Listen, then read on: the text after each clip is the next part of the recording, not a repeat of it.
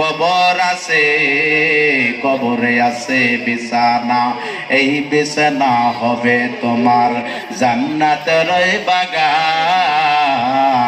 আমল না থাকিলে তোমার দোজখের আগুনের বিছানা। কথা বলেন ঠিক কিনা? এজন্য বাজান আল্লাহর নবীকে অফার দিছে, অফার নাই নাই। তারপরে কি অফার দিল? কয় আপনার উম্মতের জন্য জিম্মাদার আমি আল্লাহ নিজে হইলাম, তবু আপনি কান্না করেন না। তখন আল্লাহর নবী কান্না বদ্ধ করে দিয়া বলতেছে, আমি এখন আল্লাহর সাক্ষাৎ চাই, আমি দুনিয়াতে সারা জীবন থাকতে চাই না। আল্লাহর নবী দুনিয়াতে থাকতে চাই না।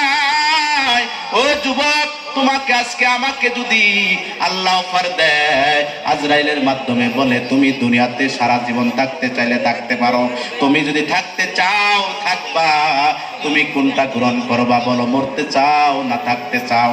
আমরা সবাই তো এক বাক্যে বলবো আমরা দুনিয়াতে বাঁচতে চাই। যাবো কি যাবো না?